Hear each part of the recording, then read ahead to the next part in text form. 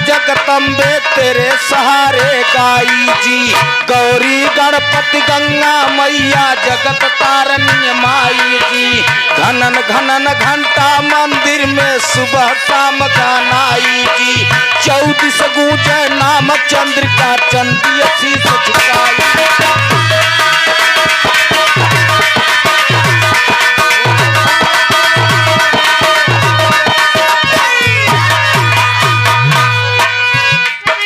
छप्पन कोटि भवानी आवा 56 कोटि भवानी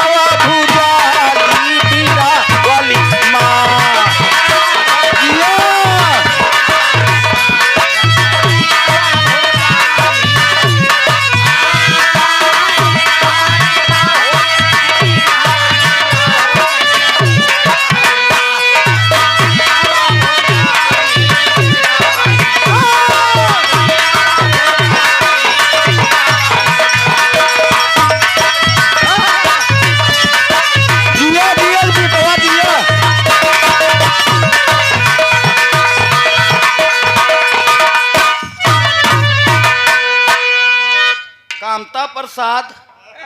भक्ति के जहाँ भाव हो तो वहाँ भजन हो, तो जहाँ भाव नहीं हो तो वहाँ भजन नहीं हो सकता है। हाँ, अब भजन करे बड़े बड़े बड़े ऋषि और महर्षि यहाँ धरती पे आए अवतार ले के, लेकिन नियत जेकर खराब हो गए भक्ति नहीं कह पाए।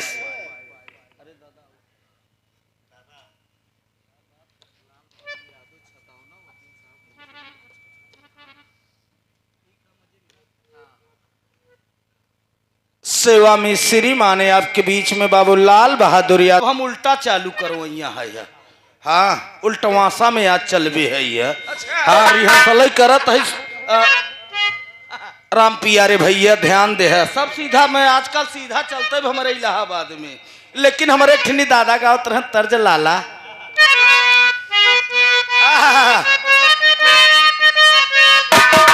दिया दिया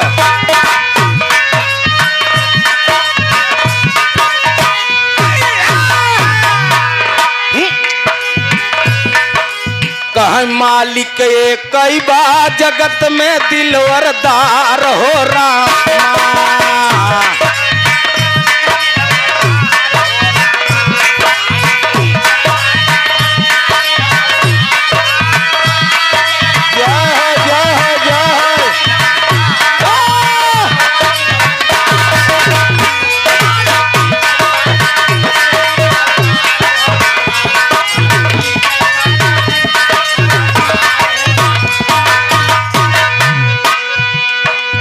हमारे विनोद भैया सीआरपीएफ का सिपाही हैं। छुट्टी नहीं मिलत रहा, 5 दिन एक्स्ट्रा में छुट्टी लेके आई है। जो काम दवा से नहीं होता है काम दुआ से होता है। कामिल मुर्शिद मिल जाते हैं तो बात से होता है।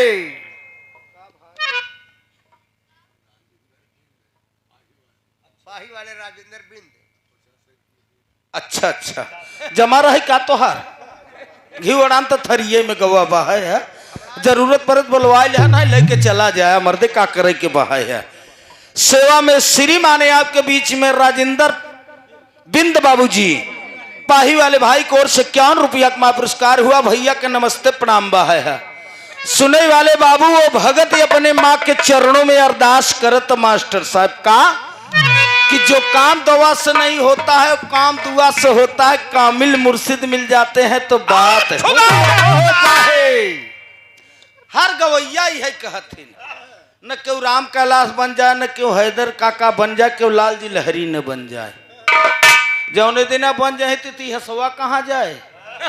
जो कहे वाला बाबू बंद हो जाए, कहे वाला बंद हो जाए। हम लोग तो ये सोचत है कि वो लोग संत थे महात्मा थे या तो और आगे नाम बढ़ावा जाए। कोई शायर ने कहा था कि बाढ़े पूत पिता के धर्म में खेती उपजई।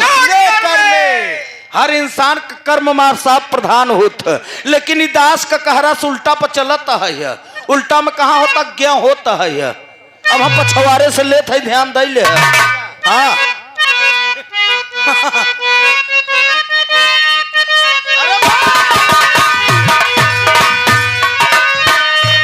जिया जिया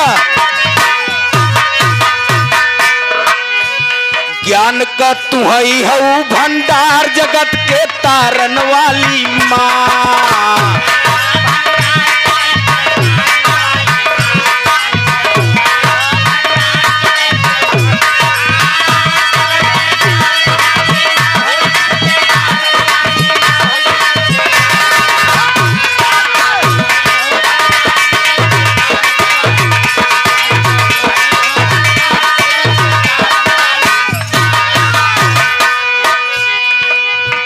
हमारे बच्चन के लड़कियों में स्कूल में जात रहे पढ़े, तो पंडित जी पढ़ाओ जब 4 बज जाए तो उल्टवा सा गिनती पढ़ाओ। कहीं 100 पूरी 99 98 97 94 93 92 91 90 89 88 87। हम तो कुल जाना तो ही ना, लेकिन वो भगत माँ के चरणों में ही कर रहा है अरदास। जहां भाव का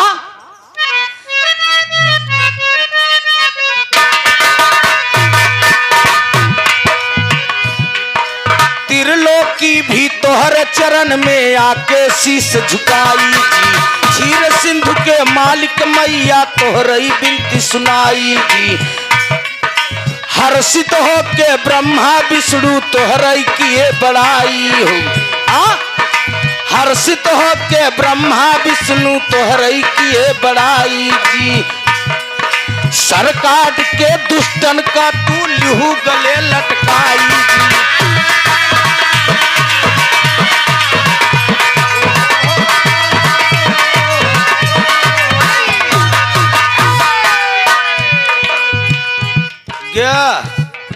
तरह छ ह स ख खटकाई मन कबहू ना माता, खटकाई मनम कबहू ना माता।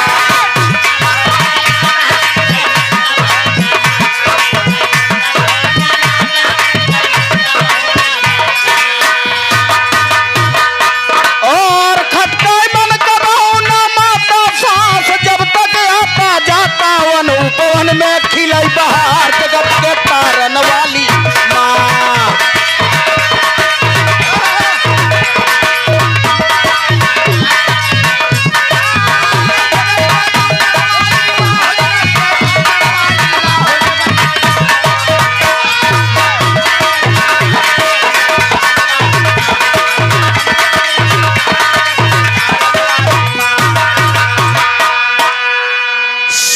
श्रीमान आपके बीच में धर्म के बड़े भैया हमारे राम पियारे यादव बेहदौलू खुर्द प्रतापगढ़ के धरती से बहुत बड़ा प्यार सम्मान आपसे मिलता है। जितना दास का उतना बखान कम्बत सुनने वाले बाबू 51 रुपया का महापुरस्कार राम पियारे भैया की ओर से प्राप्त हुआ।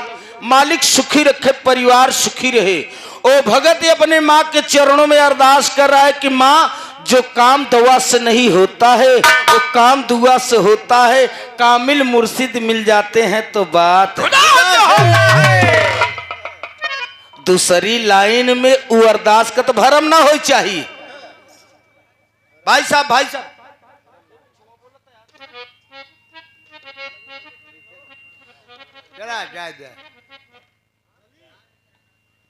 ए भगत का भाव कहां पर, जहां पर भजन हो रहा है। अब बिना भाव को भजन हो ही नहीं सकत। हमारे पचन के हिया बता न सूरज के प्रयागराज बारे प्रयागराज एकदम गंगा किनारे है। यहाँ समय निकल गया तब देख कब बढ़िया। हाँ कैसेट लगाए दे हैं। अच्छा बजत कहाँ जाए हनुमान ज्ञान गुर सागर जय कपिल तिल कहाँ आगी बारे है कानन कौ माई बहुत तेज जड़ा तो भाई जल्दी चाहिए हमारा नहीं ये बहादुर बारे कैसे मारे भक्ति बारे भक्ति भक्ति किया मीरा भक्ति किया प्रहलाद भक्ति किया भीषण परिवार से नाता। अब आजकल का भगत चन्नन अन्न लगाए के मन न रंगाए रंगाए जोगी। कपड़ा भक्ति करना हो तो पहले अपने घरे भक्ति करे, अपने माई बाबू की कितना तू मानत है। हम विश्वास ऐसे नहीं कह सकी घरे का ललाए और भरवाचू पूजा मांगा आ भक्ति एके नहीं कहते। भक्ति घरे से शुरुआत हो तो ओ भगत अपने माँ की एक थी धरती माँ है कि जौन की पूरे संसार का रचना भ पालन पोषण करत है यह धरती पर। और एक ठिनी धरती ये है और दूसर का महतारी कौन है जौन हमके तो के पैदा के 9 महीना माई पेटे में लेस बाहर आया। माँ ने पालन पोषण करके ज्ञान दे के बेटा तुम्हारे काका है, तुम्हारे चाचा है, तुम्हारे मौसिया है। दूसरा गुरु महतारी और तीसरा गुरु सतगुरु है। मार साहब धरती पर आया यहाँ जगह पर माई और माई के बाद सतगुरु। सतगुरु जो गुरु का पहचान और अक्षर का पहचान करा रहा है वही होता है सतगुरु। दूसरी लाइन वो भगत गुरु के चरणों में अरदास कर रहा है माँ के चरणों में। का गुरु गोविंद दो खड़े काके लागू पांव बलिहारी गुरु आपने गोविंद दिया।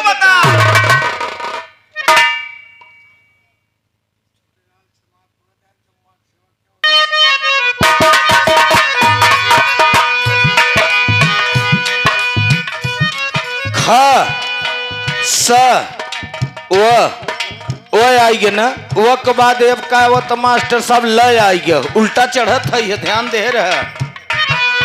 लई त्रिशूल कटारी दुश्मन के मार गिराऊं तू रक्षक हूँ भक्तन का अपने हरदम लाज बचाऊ तू यस गावे महिमा तोहरी जे का राह दिखाऊ तू ममता मई दया के सागर जगत में आई कहा।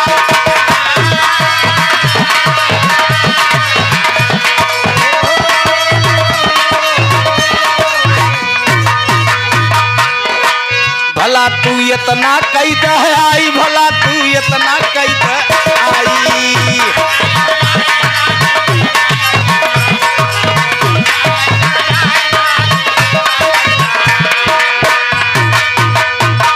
भला तू इतना कैद आई बंदना रात दिना हम गाई फरकत भुजा चलू ललकार जगत के तार वाली माँ।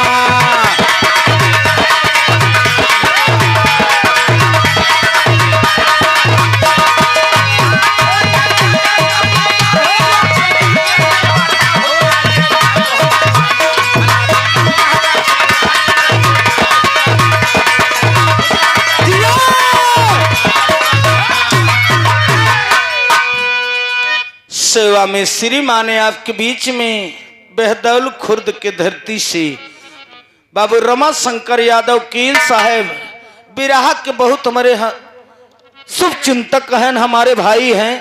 बड़ा आशीर्वाद मिलता है आपसे आपको ओर से 101 रुपया का मां पुरस्कार ये वंदना के भाव पर मालिक सुखी रखें। सब भैयन के नमस्ते प्रणाम बा है दास कर दास सीनों से उकीलों से मुनीमों से रच्चा के नजर में नजर मिल गया तब जान ले गड़बड़ाई गया काम। सही बात। और वकील साहब रख लगे चला जाओ तो वकील साहब रे कहीं पहले 500 दे देता तो फैलिया तोहर पलटी पलटी और डॉक्टर के पास जाब तो हकीम कहरन के लगे तो पहले जांचे लिखी दे। हाँ ते हमारे 3 जने से बच के रह जा मोर भैया रा साहब नाराज जी न होया कहावत कहा बहा है कभी के लिखाई पड़ा मुन्ना कहा रहे भैया।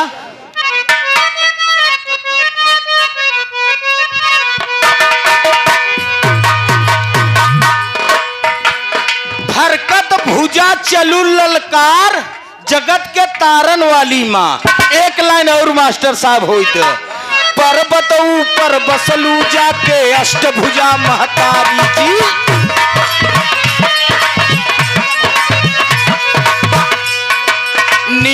गगन में फहर पताका जे कर शोभा न्यारी जी।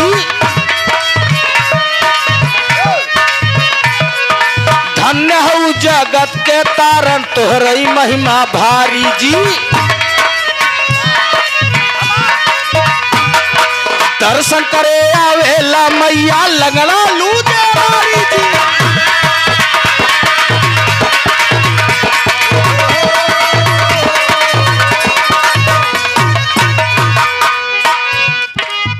हे भैया तक बाद उल्टवा सा आज मास्टर साहब का है जानत है?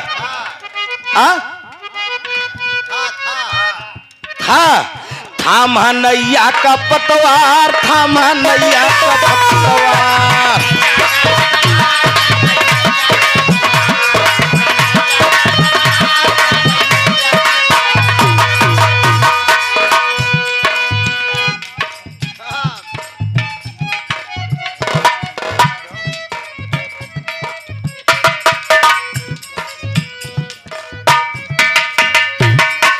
सेवा में श्रीमान धर्म कमरे बड़का भैया जितना मिल जाते हैं तो बात हम नका।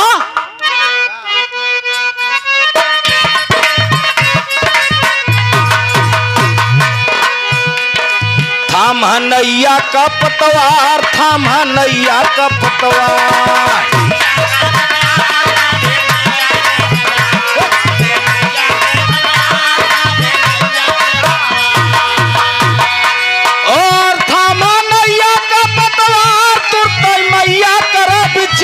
ढुरकत नयन निर्धार जग के तारन वाली माँ।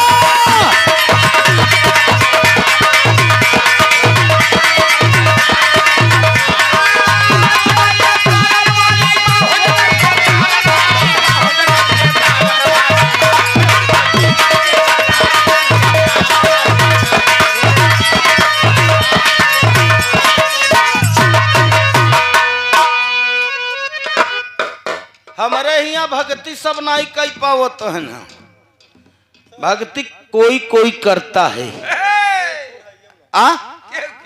एक और छोर नहीं बहा है। ऐसे एक जने घोड़ी पर बैठा है और मुड़े पर गठरी ले जाता है। अच्छा। एक मिला कहे दादा गठरिया घोड़िया पर रख दे, कहा घोड़िया कोरावत है। भाई का कहाँ जानता कहाँ घोड़िया और सारा भार घोड़िया पर बा। अच्छा लेकिन घोड़िया कोरावत है। उल्टवा सा वकील साहब चलत है ना, ये ध्यान दिले है।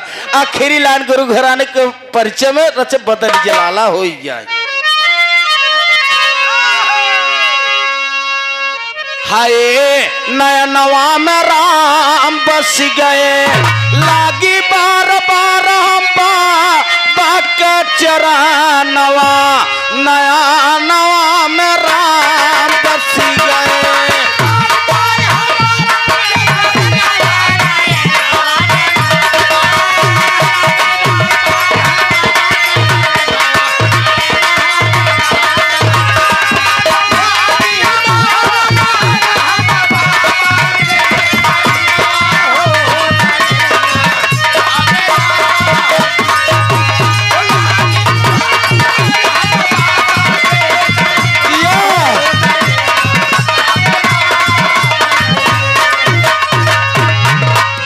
निराकार में शक्ति बाटे। सेवा में श्रीमान आपके बीच में दाऊराज म्यूजिक के तरफ से बात मां पुरस्कार 51 रुपया का साई उतना दीजिए जामे कुटुंब समाए हम भी भूखा न रहे, साधु न भूखा। बात प्यार सम्मान मिला। आजकल तो तुहार डबल चलत हुए।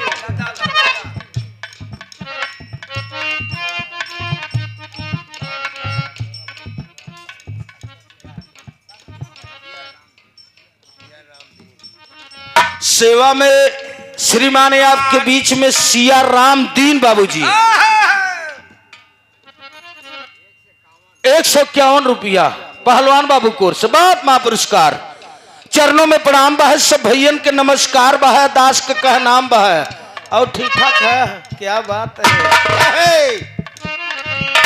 निराकार में शक्ति बाटे कह गया दास पुकारी बलिहारी गुरु हमें बतावा दिए इशारा भारी जी मौका कहाँ ढूंढो बंदे मैं तो तेरे खुदा तो हर जगह है परमात्मा हर जगह है नदिया एक है लेकिन घाट बहुत तेरे के माई के सुमिरत के दादा के सुमिरत के अल्लाह के सुमिरत लेकिन परमात्मा सर्वत्र बा कहा यार बार बार बाबा का सुमिर बयतना यार हमारी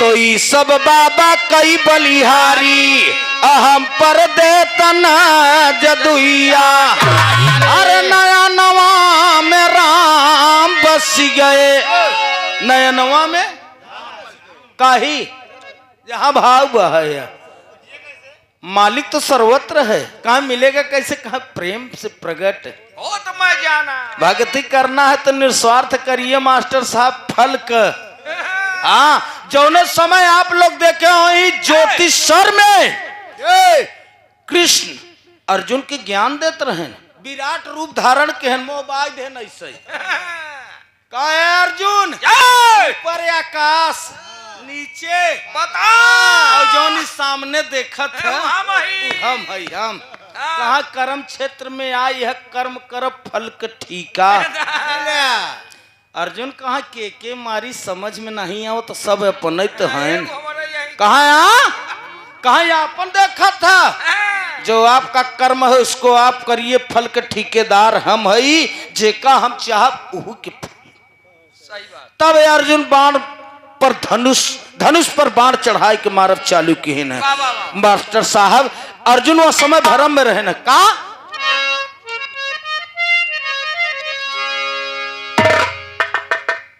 परमादरणीय समाज के सम्मानित धर्म के हमारे बड़का भैया अमर बहादुर यादव वकील साहेब जो कि बाबूजी के आप दूसरे नंबर वाले हाँ वही गिनती पे चला था ना भाई दू भैया बच्चा है ना हाँ वो कंप्यूटर पर लिखा था है आप कोर्स से सुंदर पुष्पहार 501 रुपया का मां पुरस्कार हुआ चरणों में प्रणाम बस सब भैयन के नमस्कार बा आखिरी लाइन में मुन्ना कहना बा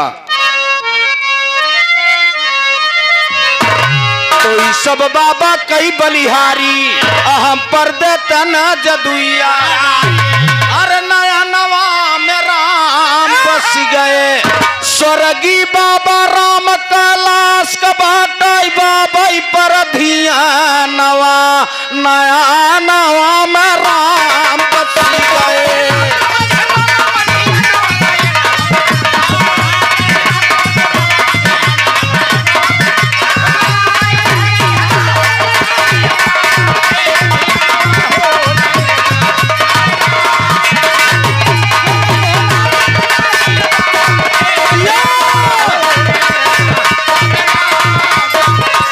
मोरे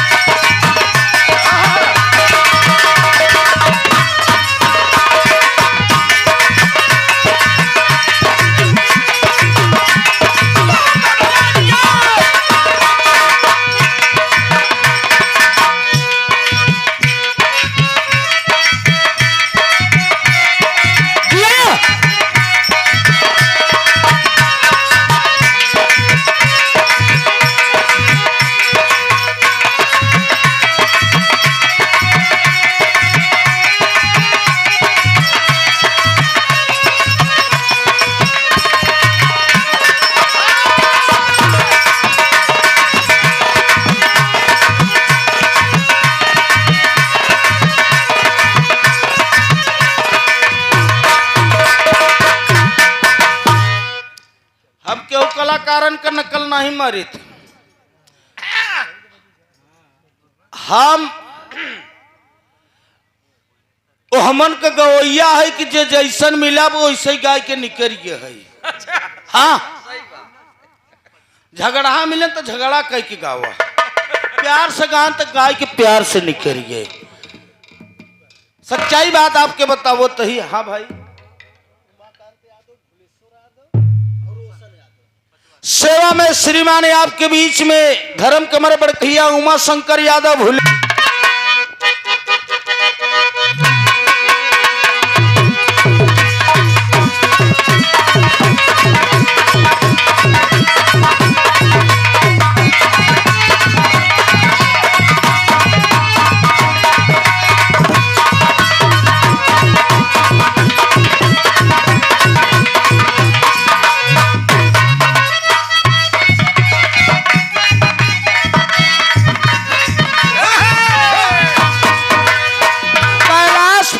शंकर जी बैठा, बड़ी पुरान गीत है मास्टर साहब।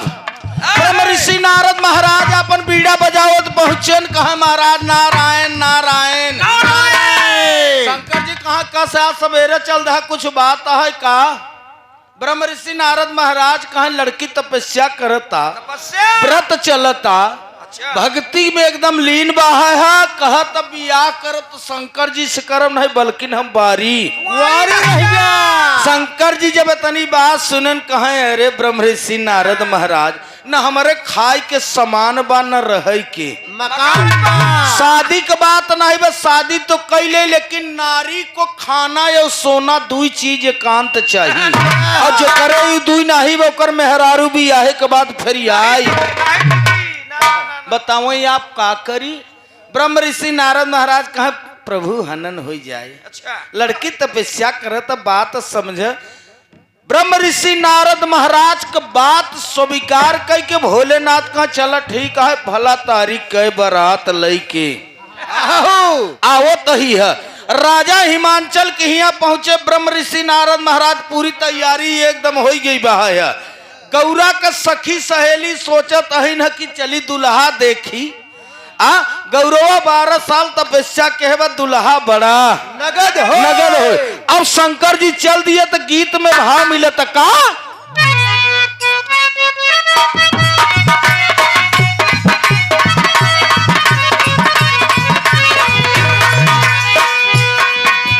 बूढ़े बैल पर दुल्हा पी के गाज भांग सुनाए गौरा हो।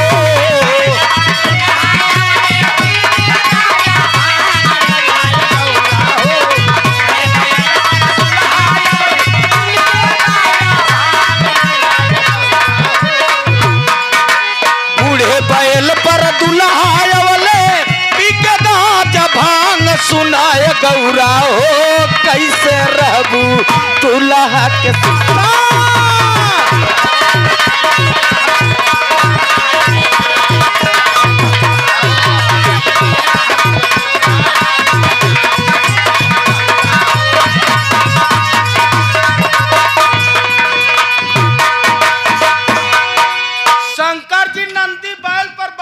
पूछी के कहती मोह कह के उल्टवासा चल देहन। कहा? राजा हिमांचल के यहाँ गौरा के काही बरे शंकर जी यह बरे उल्टवासा बैठा रहा न कि देखी ब्रह्मा जी हरे हमार भाई करा विष्णु हरे आवतन की उल्टो लौट के चला गए। अब उल्टवासा बैठ को नहीं बचा देखा तब तक पहुंच गए राजा हिमांचल के यहाँ। गौरा का सखी सहेली देखी कहा सोचिन की मदारी या दुल्हा या देश के दुल्हा अगवारा ताकत ई कौन दुल्हा है कि पछवारा ताकत। अब बरातों रात में जनता ही राम पियारे भैया रच के दुल्हा अगर रचो गड़बड़ रहा था तब जरूर जो सखी सहेली है नो आपस में बतलाई लागत भाई हे दीदी ई दुल्हा है। अरे चुप रहो चुप भाई दुल्हा ना है हमका लागत बला कहे ना ही दीदी दुल्हा तो है वहां बैठा है। सखी सहेली विचार करत है कहत है का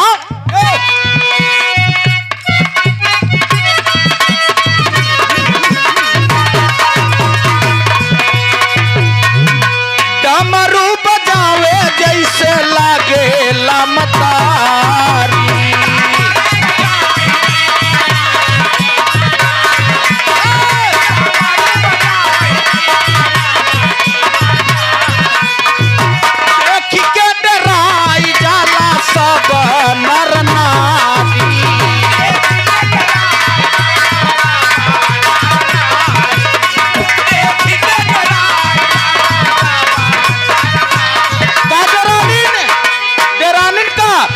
सपवई के मौरा सपवई के माला पहले बड़ा बेभान सुना गौरा हो।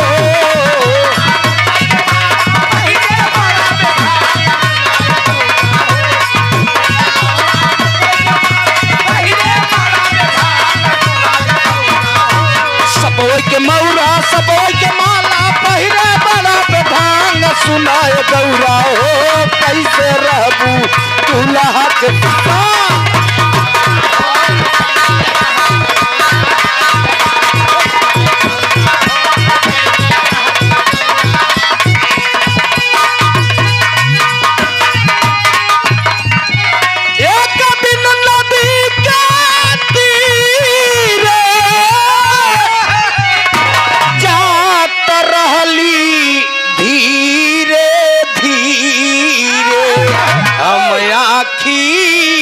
देखली हो रा सुंदर शरीरिया यगिया में जा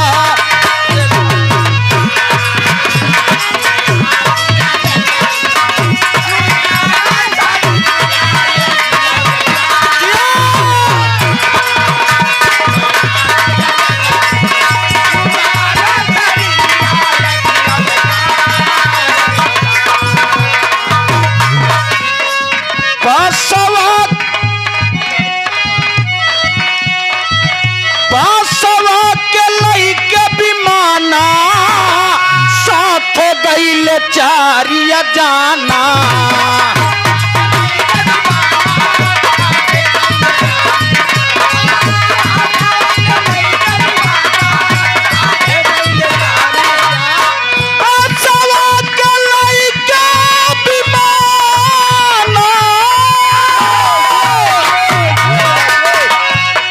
साथ गईले चारिया जाना हम आखी देखली हो रा अरे सुंदर शरीरिया यगिया में जा